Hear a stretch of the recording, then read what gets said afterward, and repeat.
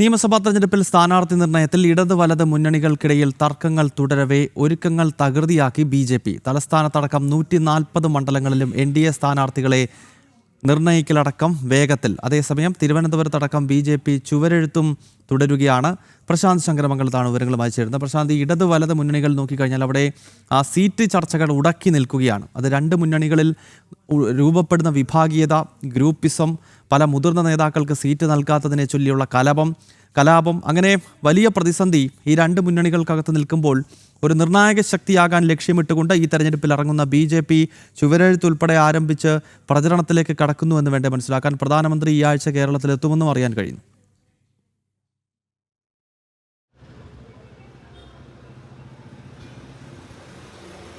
ഗൗതം, തെരഞ്ഞെടുപ്പ് പ്രഖ്യാപനത്തിന് ദിവസങ്ങൾ മാത്രം ആണ് ഇനി ബാക്കിയുള്ളത്.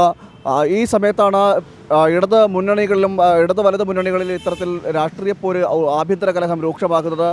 വലിയ രീതിയിലുള്ള പ്രതിസന്ധിയുണ്ട്. പ്രത്യേകിച്ച് CPM-നെ സംബന്ധിച്ചിടത്തോളം പറയുകയാണെങ്കിൽ പല മേഖലകളിൽ, വിവിധ സ്ഥലങ്ങളിൽ, വിവിധ ജില്ലകളിലെല്ലാം വലിയ രീതിയിലുള്ള പ്രതിഷേധങ്ങൾ പാർട്ടിക്കുള്ളിൽ തന്നെ ഉയരുന്നൊരു സാഹചര്യമുണ്ട്. നമുക്കറിയാം, പല ജില്ലാ കമ്മിറ്റികൾക്കുള്ളിൽ നിന്നും പ്രതിഷേധങ്ങൾ ഉയരുന്നു. മുതിർന്ന നേതാക്കളടക്കം പാർട്ടി വിട്ടുപോകുന്ന സാഹചര്യം ഉണ്ടാകുന്നു. വിഭാഗീയത രൂക്ഷമാകുന്നു എന്നടക്കമുള്ള വിവരങ്ങളാണ് പുറത്തു വന്നുകൊണ്ടിരിക്കുന്നത്. അതോടൊപ്പം തന്നെ UDF-ൻ്റെയും വിശേഷിച്ച് കോൺഗ്രസിൻ്റെയും കാര്യം എടുത്തു പറയുകയാണെങ്കിൽ ഇപ്പോഴും സംഘടനാ സംവിധാനം വലിയ രീതിയിൽ പ്രതിസന്ധിയായി നിൽക്കുന്ന ഒരു സാഹചര്യമുണ്ട്. മാത്രമല്ല, സ്ഥാനാർത്ഥി നിർണയത്തിലടക്കം പല നേതാക്കളും ഉടക്കി നിൽക്കുന്ന ഒരു സാഹചര്യമുണ്ട്. കോൺഗ്രസിനെ സംബന്ധിച്ചിടത്തോളം ഇതിനു മുമ്പും തെരഞ്ഞെടുപ്പ് പ്രഖ്യാപനം വരുമ്പോൾ വലിയ രീതിയിൽ ആഭ്യന്തര കലഹം രൂക്ഷമാകുന്ന സാഹചര്യമൊക്കെ പലപ്പോഴും ഉണ്ടാകാറുണ്ട്. നമുക്ക് പലപ്പോഴും നമ്മളത് ചർച്ച ചെയ്തിട്ടുള്ളതാണ്. എന്തായാലും ഈയൊക്കെ സാഹചര്യങ്ങളാണ് നിലനിൽക്കുന്നത്. എന്നാൽ ഇവിടെയാണ് BJP-യുടെ ഒരു മുന്നേറ്റം നമുക്ക് മനസ്സിലാകുന്നത്. തെരഞ്ഞെടുപ്പ് പ്രഖ്യാപിക്കുന്നതിന് മുന്നേ തന്നെ, ആഴ്ചകൾക്ക് മുന്നേ തന്നെ ഇത്തരത്തിൽ BJP-യുടെ തെരഞ്ഞെടുപ്പ് പ്രചരണം വലിയ രീതിയിൽ നടക്കുന്നുണ്ട്. പല ജില്ലകളിലും വിവിധ മണ്ഡലങ്ങളിലുമെല്ലാം ഇപ്പോൾ തന്നെ ആരംഭിച്ചിരിക്കുകയാണ്. 2 ആഴ്ചകൾക്ക് മുന്നേ തന്നെ തെരഞ്ഞെടുപ്പ് പ്രചരണം ആരംഭിച്ചു. നമുക്ക് 2 ആഴ്ച മുമ്പാണ് നേമം മണ്ഡലത്തിൻ്റെ തെരഞ്ഞെടുപ്പ് പ്രചരണത്തിൻ്റെ ഉദ്ഘാടനം ചുവരെഴുതിക്കൊണ്ട് രാജീവ് ചന്ദ്രശേഖർ നിർവഹിച്ചത്. അതോടൊപ്പം തന്നെ മറ്റ് പല സ്ഥലങ്ങളിലും പല മണ്ഡലങ്ങളിലുമെല്ലാം സ്ഥാനാർത്ഥി നിർണയം ഒരു പരിധിവരെ ആയിക്കഴിഞ്ഞിരിക്കുന്നു. 140 മണ്ഡലങ്ങളിലെയും സ്ഥാനാർത്ഥി നിർണയം നടത്തിക്കൊണ്ട് തന്നെ പ്രചരണത്തിലേക്ക് കടക്കുവാനുള്ള ഒരു നീക്കത്തിലേക്ക് കടക്കുന്നു. അതോടൊപ്പം തന്നെ ഈ ഇടതു ഭരണത്തിൻ്റെ വീഴ്ചകൾ ചൂണ്ടിക്കാണിച്ചുകൊണ്ടുള്ള പ്രതിഷേധ പരിപാടികൾ ഒരറ്റത്ത് നടക്കുന്നു. ഇങ്ങനെ തെരഞ്ഞെടുപ്പ് മുന്നിൽ ഈ നിയമസഭാ തെരഞ്ഞെടുപ്പ് മുന്നിൽ കണ്ടുകൊണ്ടുള്ള പ്രചരണം വളരെ രീതിയിൽ ശക്തമാക്കുന്നൊരു സാഹചര്യമുണ്ട്. അതോടൊപ്പം തന്നെ ഇത്തരത്തിൽ കേന്ദ്ര ഭരണത്തിൻ്റെ നേട്ടങ്ങളും ജനങ്ങൾക്ക് ഈ 10 കൊല്ലത്തിൽ നരേന്ദ്രമോദി സർക്കാരിൻ്റെ ഭരണ നേട്ടങ്ങളടക്കം ജനങ്ങളെ അറിയിക്കുന്നു. അങ്ങനെയുള്ള തരത്തിലുള്ള പ്രചരണങ്ങൾ നടക്കുന്നു.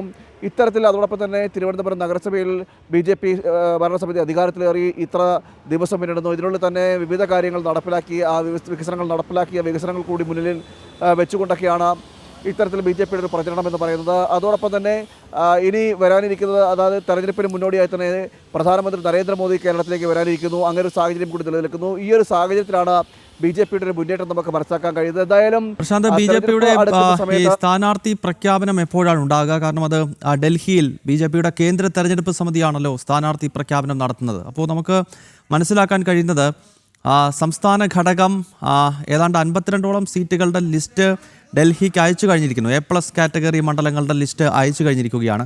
അപ്പോൾ പ്രധാനമന്ത്രിയുടെ അധ്യക്ഷതയിൽ ഇനിയും കേന്ദ്ര തെരഞ്ഞെടുപ്പ് സമിതി യോഗം ചേർന്ന് അതിനൊരു അന്തിമമായ രൂപരേഖ തയ്യാറാക്കി കഴിഞ്ഞാൽ വളരെ പെട്ടെന്ന് തന്നെ സ്ഥാനാർത്ഥി പ്രഖ്യാപനം ഉണ്ടാകും. അങ്ങനെ കരുതാമോ?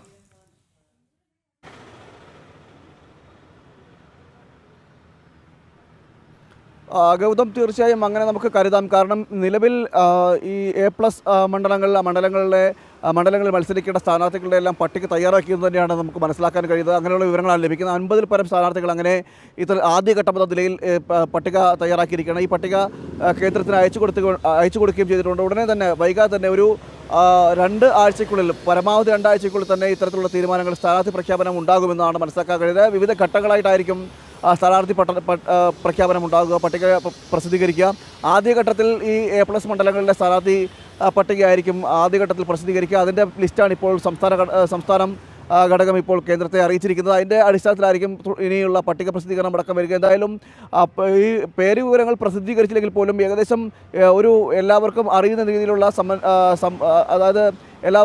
രീതിയിലുള്ള നേതാക്കളുടെ ഒരു പ്രവർത്തനങ്ങൾ ഈ മണ്ഡലങ്ങളിലൊക്കെ വ്യാപിപ്പിക്കാൻ ഒരു നിർദ്ദേശം നൽകിയിട്ടുണ്ട്. അതായത് ഈ ഓരോ മണ്ഡലത്തിലും മത്സരിക്കുന്ന നേതാക്കൾ ആരൊക്കെയാണെന്ന് തീരുമാനിക്കുകയും അവരോട് അതത് മണ്ഡലം കേന്ദ്രീകരിച്ച് പ്രവർത്തിക്കാനുള്ള നിർദ്ദേശം നൽകിയതായിട്ടാണ് നമുക്ക് ലഭിക്കുന്ന വിവരം.